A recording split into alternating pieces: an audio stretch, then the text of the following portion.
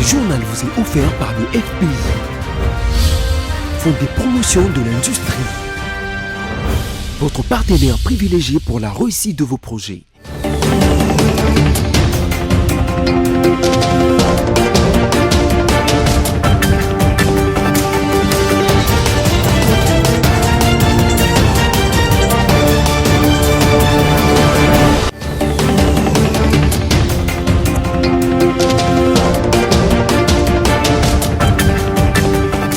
Bienvenue à toutes et tous dans cette nouvelle édition rétrospective sur votre chaîne dont voici le titre.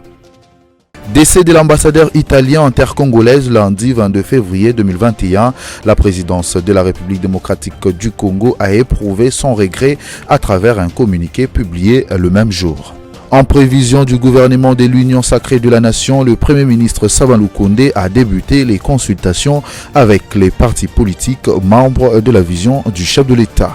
Arrivé lundi dans la matinée à Dubaï, aux Émirats Arabes Unis, l'ancien président de la République démocratique du Congo, Joseph Kabila Kabange, a participé à une conférence où il était invité de marque.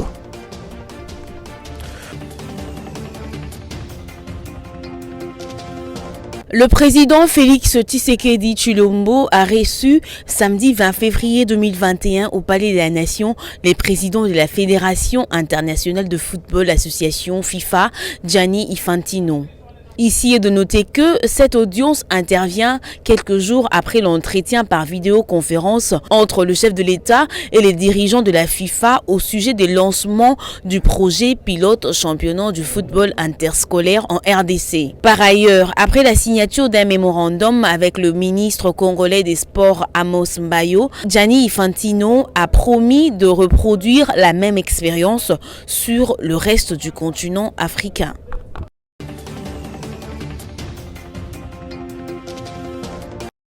L'attaque rebelle du lundi 22 février à Kibumba, en territoire de Nyiragongo, province du Nord Kivu, ayant coûté la vie à l'ambassadeur italien, à son garde du corps, ainsi qu'un Congolais, conducteur du programme alimentaire mondial, a suscité plusieurs réactions à travers le monde entier. Consterné, Félix-Antoine Tshisekedi Tshilombo, par le biais d'un communiqué signé par son directeur de cabinet, Guy Laniembo, condamne avec la plus grande fermeté cette attaque terroriste et instruit toute affaire cessante les experts pour appuyer les enquêtes sur ces crimes odieux dans le meilleur délai. Outre l'équipe d'experts délégués sur place, un autre émissaire de Félix Tshisekedi s'est envolé pour Rome, la capitale italienne. Il est porteur d'une lettre du chairman congolais au Conseil italien.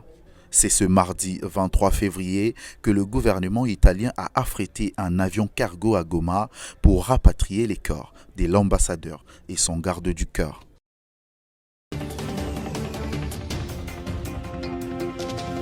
Cabinet à mettre tout en œuvre pour dorénavant sécuriser et mieux réglementer la circulation des corps diplomatiques à travers le territoire national. Ceci figure parmi des nouvelles mesures prises au cours du Conseil de sécurité qui s'est tenu ce mardi 23 février 2021 sous la très haute direction du président de la République, Félix-Antoine Tshisekedi Tshilombo, dans son cabinet de travail au Palais de la Nation. Nous avons parlé des problèmes de l'heure. Nous avons perdu l'ambassadeur d'Italie, ce qui est une chose très grave parce que c'est un monsieur qui représente un pays et nous l'avons perdu dans des circonstances que nous allons élucider, parce que nous allons tout faire pour pouvoir comprendre ce qui s'est passé et nous avons parlé des problèmes connexes qui sont des problèmes militaires reliés à cela. Les diplomates, avant qu'ils ne quittent Kinshasa, ils doivent absolument informer le ministère des Affaires étrangères qui lui-même va informer les autres instances, les autres institutions de la République qui sont concernées par le déplacement de ces diplomates. Et certainement, nous allons particulièrement leur demander de se signaler quand ils arrivent quelque part auprès des instances qui gèrent la localité ou la ville ou la province. À en croire la ministre des Affaires étrangères, Marine Toumbanzeza, une mission sera déployée sur terrain pour voir clair et sanctionner les auteurs du meurtre de l'ambassadeur d'Italie en République démocratique du Congo.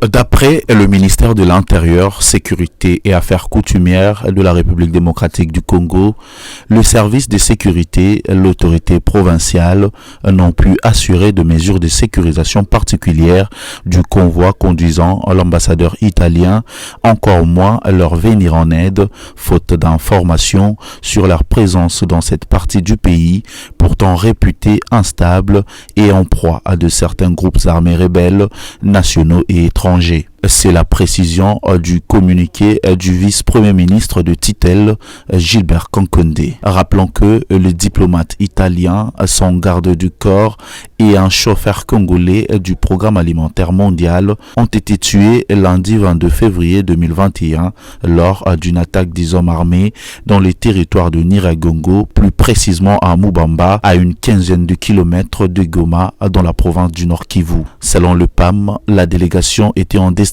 de Rutshuru pour visiter un projet de cantine scolaire.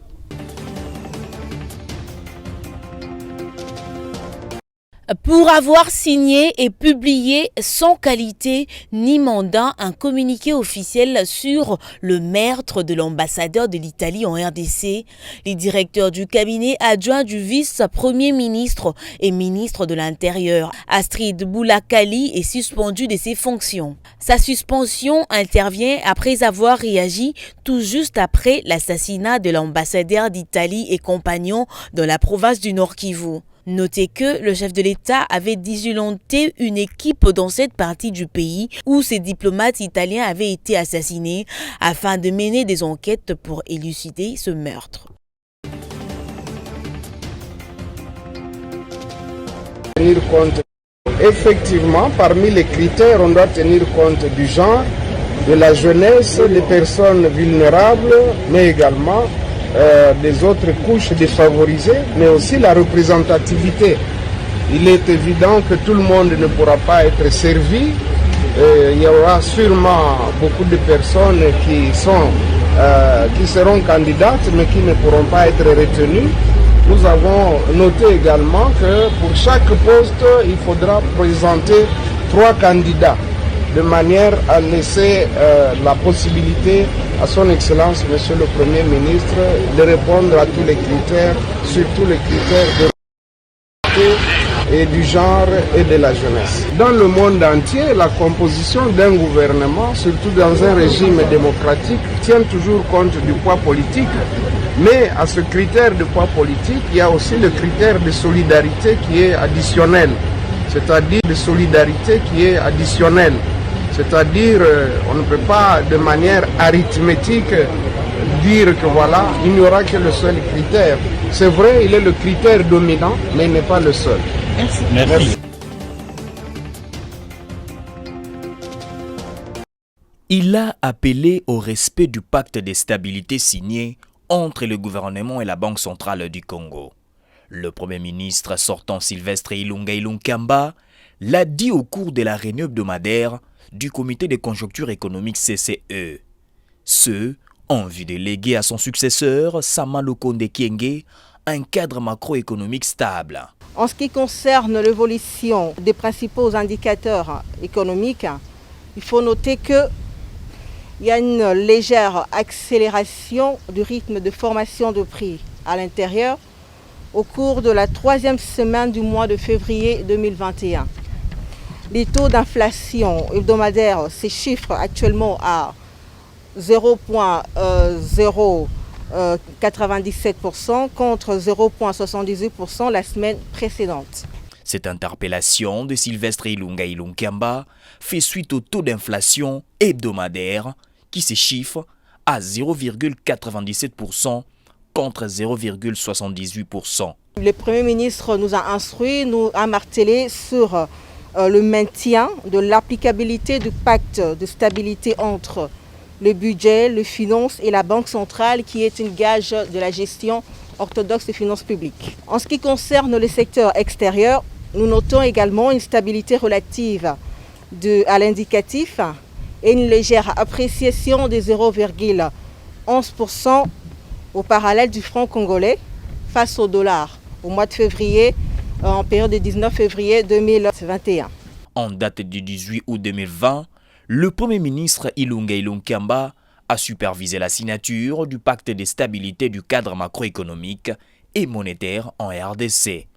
Ce pacte, préparé par le chef du gouvernement, lui-même a été signé conjointement par le vice-premier ministre, ministre du budget, Jean-Baudouin Mayo, le ministre des Finances, Sele Yalagouli, et les gouverneurs de la Banque centrale du Congo, Deogracias Mutombo. L'objectif de cette action est la gestion sur base des caisses pour éviter de recourir aux dépenses en procédure d'urgence, avait déclaré le ministre des Finances. Les ministres des Finances avaient affirmé que chaque parti doit bien jouer son rôle et respecter ses pactes, c'est-à-dire le gouvernement central exécute sa politique budgétaire et la Banque centrale jouit de son autonomie pour piloter la politique monétaire en évitant les recours à la planche à billets.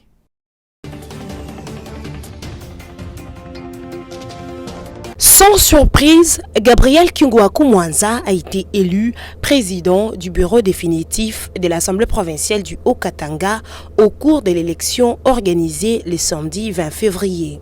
Sur un total de 48 députés, 43 étaient présents à la plénière, 42 parmi eux ont voté pour Antoine Gabriel Kyungwaku Mwanza et un bulletin déclaré nul. Le président de l'UNAFEC était candidat unique à ces postes. Michel Katebe Ngoy, lui aussi unique candidat, a été élu vice-président. Antoine Gabriel Kyungwaku Mwanza a déjà dirigé l'Assemblée provinciale pour les législatives 2006 et 2021. 2006 et 2011. Il était déjà à la tête du bureau d'âge de l'organe délibérant après la destitution de l'ancienne équipe dirigeante.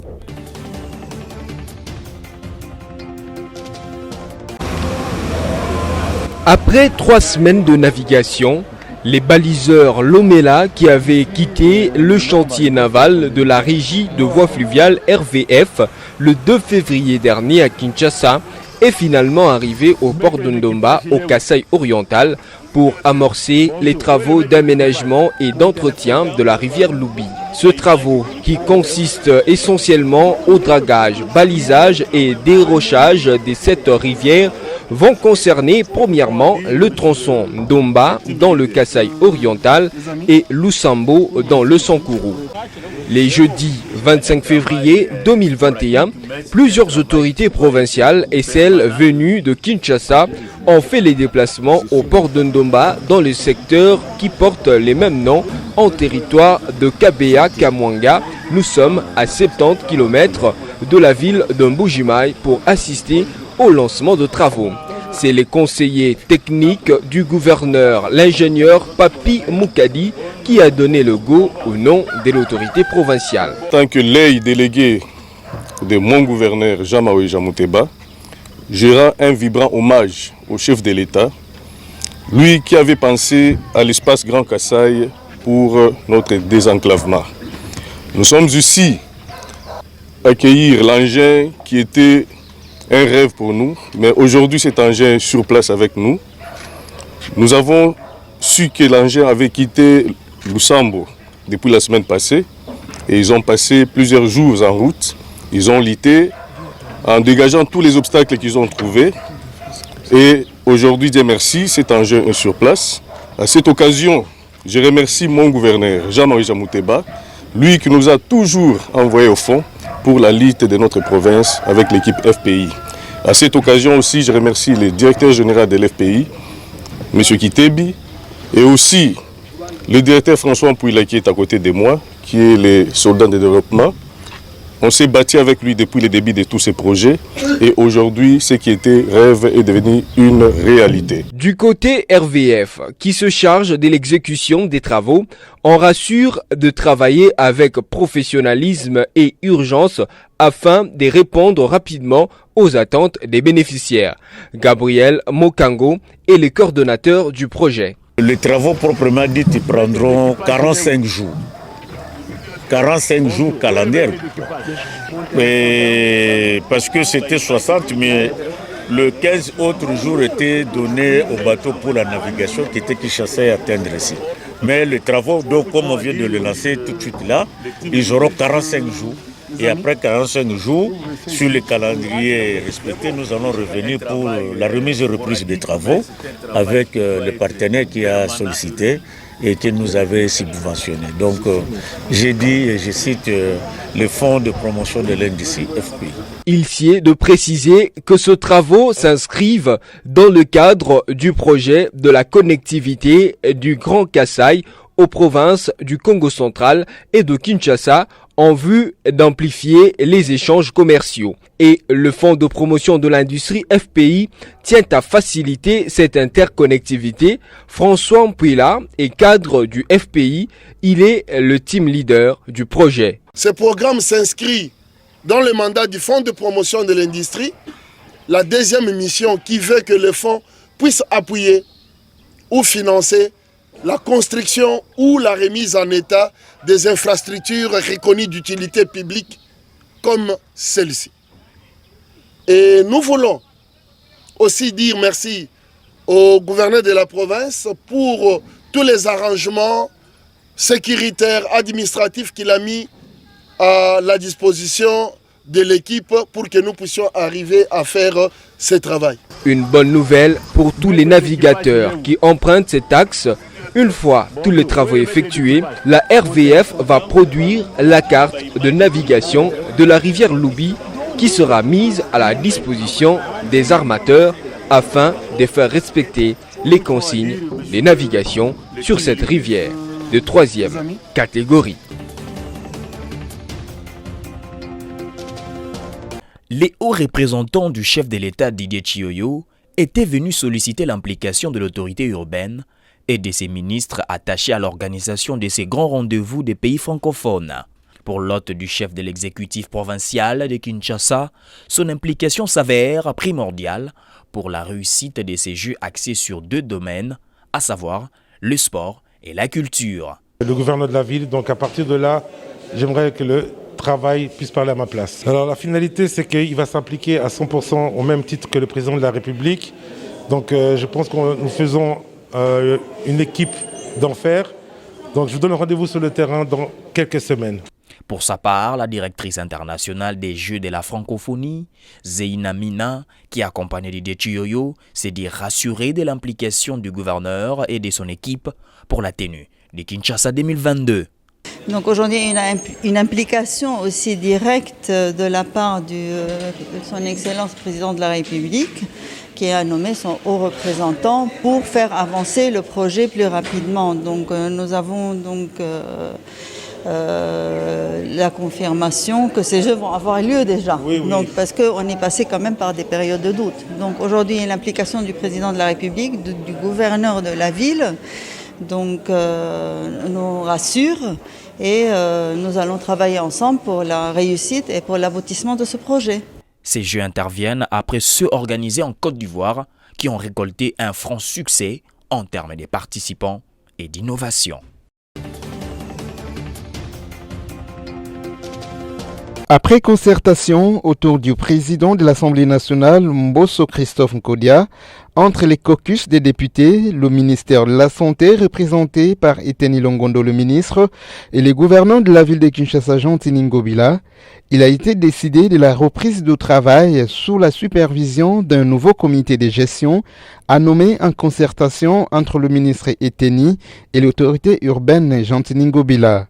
C'est ce qu'a fait savoir les députés Eliezer Tamboué au sorti de cette entrevue. À en croire l'élu de Lukunga, les 2 autorités ont mis de l'eau dans leur vin et bientôt, la présence militaire à l'hôpital sera levée. Ici est de signaler que l'objectif du président de l'Assemblée nationale, Mbosso Nkodia Christophe, est de voir le travail reprendre à l'hôpital général provincial de référence de Kinshasa, où des malades sont en train de mourir. Une descente des députés a été prévue ce vendredi 26 février pour constater la reprise effective du travail.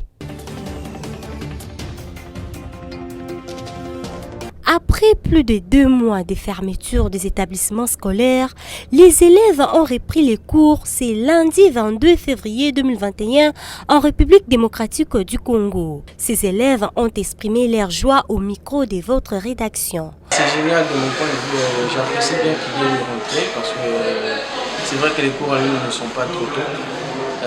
Mais grâce à cette rentrée, je pense qu'on est plus concentré et plus, comment dirais-je, dans le vif du sujet. Par exemple, moi, en tant qu'élève de terminale, je suis content parce que je prépare mes examens et puis je me sens bien. Et je pense que c'est une bonne idée que la reprise des cours se soit faite plus tôt. Mais c'était un moment quand même d'incompréhension parce qu'on devait quand même entre-temps travailler et il y avait la distraction à côté. Et comme je suis en terminale, je me devais de travailler, donc c'était assez compliqué. Mais comme on avait quand même l'aide de certains profs pour nous motiver, donc ça s'est quand même bien passé. Un élève a réagi à la problématique de la Covid-19 dans les pays. C'est une maladie qui nous met un peu tous dans le dur, dans la mesure où les établissements ont été fermés pendant longtemps, il y a plein de cas aujourd'hui et on peut contracter la maladie n'importe où. Mais avec des mesures qu'on a prises ici, par exemple laver les mains, ou encore mettre des désinfectants, les masques et tout ça, je pense qu'on pourra s'en sortir, mais sinon c'est vrai que c'est pas très génial. Signalons que les cours ont repris non seulement aux établissements scolaires, mais aussi aux institutions supérieures et universitaires sur toute l'étendue de la République démocratique du Congo. Pour rappel, les écoles ont été fermées le 18 décembre dernier suite à la deuxième vague de la Covid-19 dans les pays.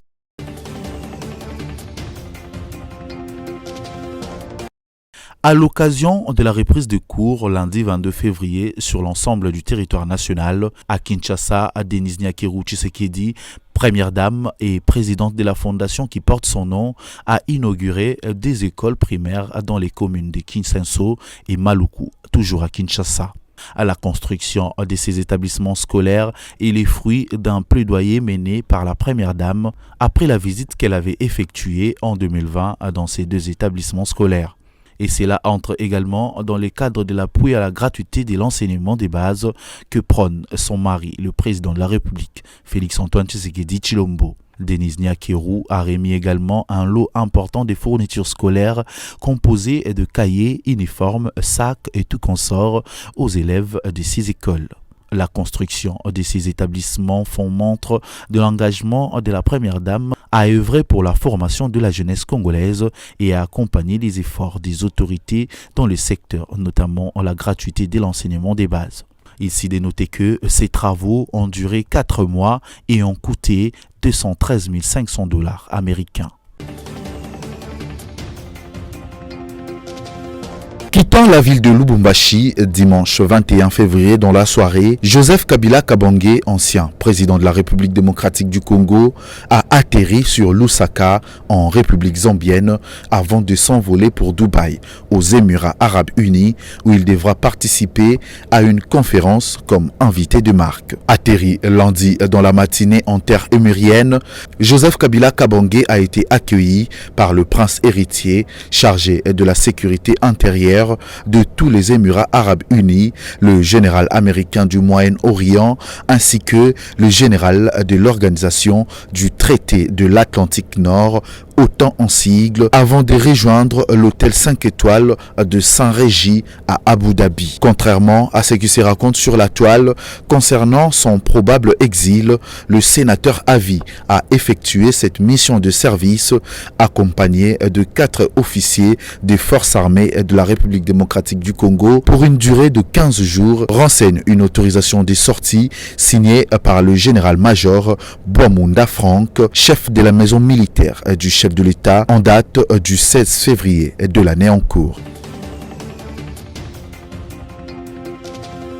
Les éléments des FARDC dans la province du Nord Kivu ont affronté des hommes armés identifiés comme de Maï Maï le jeudi 25 février 2021 aux environs de la commune rurale de Mangina. À cause de ces affrontements, 3 personnes sont mortes et une dizaine de bandits capturés étaient présentés aux autorités locales au bureau de la commune rurale de Mangina. La société civile locale dans cette commune rurale demande aux jeunes de quitter la brousse et de ne pas être des béquilles de ZADF de façon à permettre aux FARDC de les traquer afin que la paix revienne dans la région.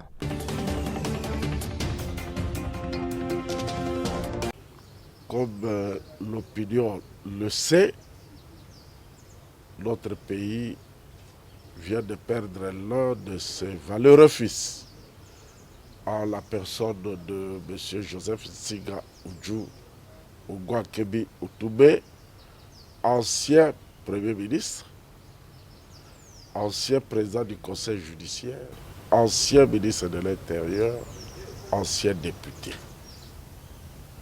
Sur instruction du président de la République, le Premier ministre a réuni quelques membres du gouvernement pour travailler sur l'organisation des funérailles de cet illustre disparu.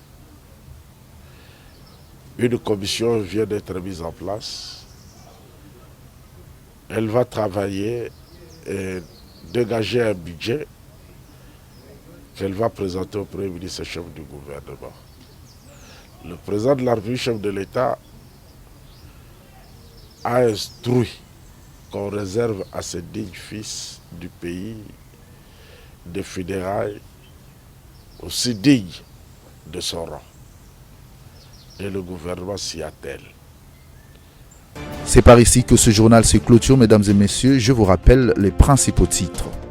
Décès de l'ambassadeur italien en terre congolaise lundi 22 février 2021. La présidence de la République démocratique du Congo a éprouvé son regret à travers un communiqué publié le même jour. En prévision du gouvernement de l'Union sacrée de la Nation, le Premier ministre Sabalou Kondé a débuté les consultations avec les partis politiques membres de la vision du chef de l'État. Arrivé lundi dans la matinée à Dubaï, aux Émirats Arabes Unis, l'ancien président de la République démocratique du Congo, Joseph Kabila Kabange, a participé à une conférence où il était invité de marque. Vous l'avez bien compris, c'est ici que prend complètement fin cette rétrospective. Merci à vous de l'avoir suivi.